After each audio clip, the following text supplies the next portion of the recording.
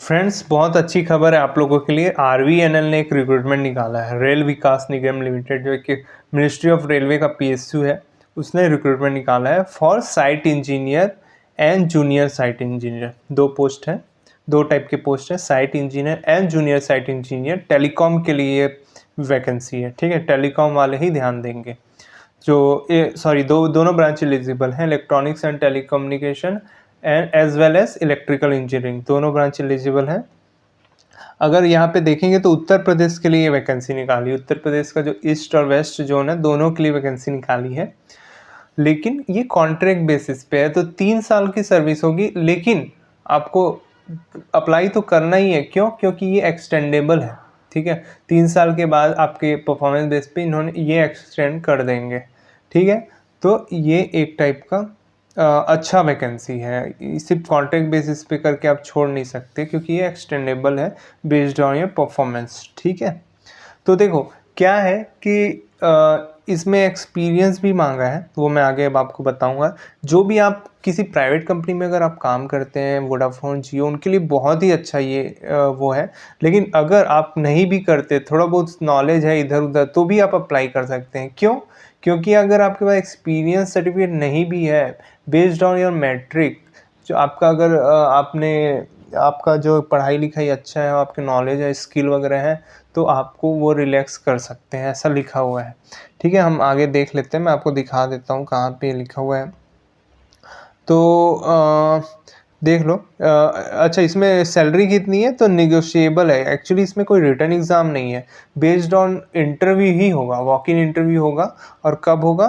Interview का date यहाँ पे दिया हुआ है 19 मई को, ठीक है। 19 मई को 10 बजे से इंटरव्यू शुरू हो जाएगा। तो उसमें ही आपको वहाँ पे बेस्ड ऑन योर जो भी क्वालिफिकेशन है और कितना एक्सपीरियंस है, लास्ट आप किसी कंपनी में काम कर रहे हैं, तो उसकी सैलरी स्लिप आपको ले जाना है 3 महीने का।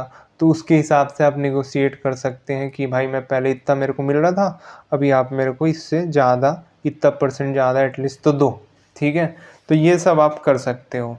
और ये सब एक्चुअली इसका सैलरी फिक्स नहीं है, नेगोशिएबल है। इंटरव्यू में आप नेगोशिएट कर सकते हो, ठीक है। वैकेंसीज कितनी है? साइट इंजीनियर टेलीकॉम के लिए 10 वैकेंसी है, जूनियर साइट इंजीनियर टेलीकॉम के लिए 8 वैकेंसी है, ठीक है। और तो देखो, जिसके पास एक्सपीरियंस है उसको तो करना ही करना है ये अप्लाई, ठीक है। टेलीकॉम में अगर आपका एक्सपीरियंस है, टेलीकॉम में ऑप्टिकल फाइबर वगैरह में, तो आपको अप्लाई कर ही देना है, ठीक है। अपर एज लिमिट जो है वो 35 साल है, काफ़ी ज़्यादा है। और ठीक है। तो सर्विस क्या है? सिग्नल एंड टेलीकॉम, ठीक है, सिग्नल एंड टेलीकॉम। क्वालिफिकेशन क्या चाहिए? BTech in electronics and telecom और इलेक्ट्रिकल इंजीनियरिंग। मिनिमम 7 साल का एक्सपीरियंस चाहिए, ठीक है। मिनिमम 7 साल का एक्सपीरियंस जो है डिज़ायर्ड है in OFC project execution and network management. इसका क्या मतलब है?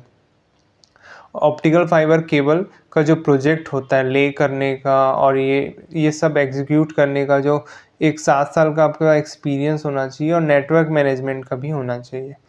एटलीस्ट 4 साल का hands on experience in maintenance. Optical fibre cable को मेंटेनेंस जो करती है, जो भी आपकी ये टेलीकॉम कंपनीज़ है, उसका अगर वहाँ आपने काम किया है 4 साल, तो आपके लिए बहुत ही सुनहरा मौका है। किसी भी प्राइवेट कंपनी में आप काम किए तो बहुत अच्छा मौका है, गवर्नमेंट में भी किए तो भी अच्छा मौका है। लेकिन गवर्नमेंट को कोई छोड़ता नहीं है, इसलिए मैं प्राइवेट को जोड़ दे रहा हूँ। एसेंशियल स्किल्स क्या क्या चाहिए? देखो, प्राइवेट से तो फार बेटर है यार। प्राइवेट में सिक्योरिटी नहीं होता, इसमें भले कॉन्ट्रेक्चुअल है लेकिन ये एक्सटेंडेबल है, और ये सरकारी कंपनी है, तो आपको सैलरी वैलरी भी अच्छा देगा, पर्क्स वगैरह अच्छा देगा, ठीक है। वर्कलोड प्राइवेट से तो कम ही रहेगा, ये सब है इसमें। और देखो, एसेंशियल स्किल्स क्या क्या है? Preventive and corrective maintenance, planning of OFC network including OTDR based diagnostic. देखो, जैसे ऑप्टिकल फाइबर केबल कटता है, तो उसको हम क्या करते हैं? सबसे पहले ओटीडीआर एक इक्विपमेंट होता है जो लगाते हैं, जिसमें वो डिस्टेंस बताता है इतने किलोमीटर पे केबल कटा है, ठीक है। वो होता है optical time domain refractometer, full form है। और क्या है? Fusion splicing know how.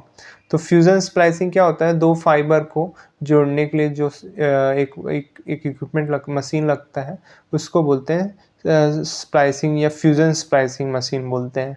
तो वो आपको काम करना आना, वो बहुत इजी है यार। देखो BE-BTech किए हैं तो ये सब कुछ नहीं है, ठीक है, ये तो पता चल ही जाता है। आप यूट्यूब में एक वीडियो देखो, आपको पता चल जाएगा अगर नहीं पता है तो, कि फ्यूजन स्प्लाइसिंग मशीन कैसे काम करता है, OTTR कैसे दिखता है, कैसे काम करता है, ठीक है। फिर comprehensive understanding of fibre optic technology कैसे काम करता है, तो टोटल इंटरनल रिफ्रैक्शन पे काम करता है, ये सब आपको पता होना चाहिए। सिग्नल प्रोपेगेट कैसे करता है केबल में, वो सब यूट्यूब में आपको दिख ही जाएगा। केबल मैनेजमेंट टेक्निक्स, केबल को कैसे मैनेज करना रहता है, ये सब आप यूट्यूब में हर चीज़ मिल जाएगा आपको, ठीक है। SLA KPI management and performance optimisation. तो देखो आप एक इंजीनियर रहेंगे, साइट इंजीनियर, तो आपको एक टीम दे दी जाएगी, तो उस टीम के परफॉर्मेंस को कैसे मेज़र करना है, क्या उनको इंस्ट्रक्शन देना है, ये सब आपको थोड़ा बहुत मैनेजमेंट का काम आना चाहिए कि हाँ भाई उनको कैसे इंस्ट्रक्शन देना है, ये सब, ठीक है। ये हो गया एसेंशियल स्किल्स। प्रिफर्ड स्किल्स में क्या है, फैमिलियरिटी विथ GIS एक गूगल मैप जैसा रहता है हर एक ऑर्गेनाइजेशन का, मतलब एक सैटेलाइट बेस्ड आपका जो भी लोकेशन ट्रैक और ये सब होता है वो सब है। ABD RFMS OTTR में आपको बता दिया। पावर मीटर क्या होता है, फाइबर से कितना पावर हमको मिल रहा है, रिसीव हो रहा है, तो वो मेज़र करने का एक छोटा सा एक इक्विपमेंट आता है, उसको पावर मीटर बोलते हैं। फ्यूजन स्प्लाइसर भी एक छोटा सा ही आता है, आपके 2 हाथ में पकड़ा जाए इतना एक मशीन होता है। VFL क्या होता है, VFL एक लेज़र होता है जिसके थ्रू आप किसी भी फाइबर में सिग्नल भेज सकते हैं ट्रैक करने के लिए, उस फाइबर को कम से कम 5-6 किलोमीटर तक वो ट्रैवल कर लेता है। NMS इन्वायरमेंट क्या होता है, मतलब जैसे बहुत सारे नोड्स लगे हुए हैं टेलीकॉम के, तो हर नोड का एक NMS पोर्ट होता है जिसके थ्रू सिस्टम को एक्सेस करते हैं, वो सब नेटवर्क मैनेजमेंट सिस्टम होता है, ठीक है। प्रोफिशिएंसी इन MS ऑफिस, ऑफिस के लिए जो भी टूल्स लगते हैं MS ऑफिस, MS वर्ड, ये सब आना चाहिए। नेटवर्क मॉनिटरिंग टूल्स आने, वो सब ठीक है, उतना ये इस प्रीफर्ड है, नहीं भी हो तो चलेगा, ठीक है। उसके बाद क्या लिखा है, ओके, मेडिकल टेस्ट भी होगा बोल रहा है, ठीक है। तो अगर आपने इंटरव्यू क्लियर कर दिया फिर एक आपका मेडिकल टेस्ट भी हो जाएगा, वही करा देंगे। सिलेक्शन प्रोसेस तो ठीक है, इंटरव्यू बेस पे आपका हो जाएगा। तो यहाँ पे देखो लिखा है, ऑथोरिटी में relax the eligibility experience criteria in case of specially meritorious candidate. अगर आपने बहुत अच्छा मेरिट किया है आप अपने क्वालिफिकेशन ग्रेजुएशन में, तो आपका एक्सपीरियंस वगैरह रिलैक्स कर सकते हैं, तो आपको एक ट्राई तो करना है। अगर आपका एक्सपीरियंस नहीं है तो स्किल्स जो है यूट्यूब से गैदर कर लें और वहाँ पे जाके आप एक बार ट्राई करें, ठीक है।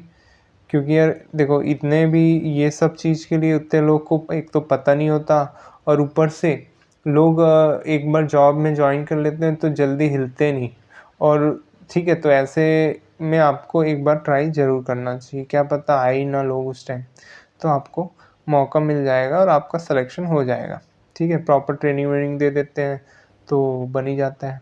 स्कीम ऑफ ठीक है, तो स्कीम ऑफ सिलेक्शन, ठीक है। तो सिलेक्शन जो है वही इंटरव्यू, दिल्ली में इंटरव्यू होगा, उस बेस पे हो जाएगा आपका।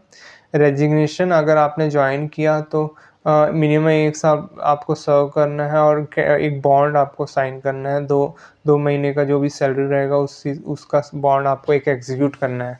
वो बॉन्ड हर PSU कराता है ताकि कोई बच्चा बीच में छोड़ के जाए तो उतना पैसा वो जमा करे, ठीक है, ताकि उनके जो एक्सपेंसेस हुए हैं वो मिल जाए उनको। वैसे अगर आप छोड़ेंगे तब 1 साल से पहले वैसे कोई छोड़ेगा नहीं, तो बॉन्ड की ज़रूरत बस एग्जीक्यूट करके रखना है, पैसे देने की ज़रूरत नहीं होती। 1 मंथ एडवांस नोटिस देना पड़ेगा जब भी आप छोड़ेंगे, 1 मंथ पहले आपको बताना पड़ेगा। फिर रिम्यूनरेशन अब मैं बता दिया, इंटरव्यू में आप निगोशिएट कर सकते हैं कितना सैलरी आपको चाहिए। और ओके, अगर आप किसी पब्लिक सेक्टर या गवर्नमेंट में काम कर रहे हैं तो आपको NOC अप्लाई करना पड़ेगा अप्लाई करने के लिए, ठीक है। और अगर आपका सिलेक्शन होता है तो रेजिग्नेशन सर्टिफिकेट आपको चाहिए वहाँ पे, ठीक है। और क्या पे यहाँ पे दिया है, वेरिफिकेशन होगा वहाँ आपके डॉक्यूमेंट का, तो जो भी आपके डॉक्यूमेंट्स रहेंगे जैसे caste certificate, experience certificate, educational qualifications, जो डिग्री वगैरह का रहेगा, वो सब सेल्फ अटेस्टेड कॉपीज़ आप ले जाएंगे साथ में, ठीक है, और यही सब दिया है। ओके, क्या-क्या डॉक्यूमेंट चाहिए या लिखा हुआ है इंटरव्यू के टाइम में। एक एनेक्सर 1 दिया है, आप आरबीएनएल के वेबसाइट से डाउनलोड कर लेंगे, उसको भर के ले जाएँगे। मैट्रिक सर्टिफिकेट चाहिए आपको एज प्रूफ के लिए, 10th का सर्टिफिकेट, ठीक है?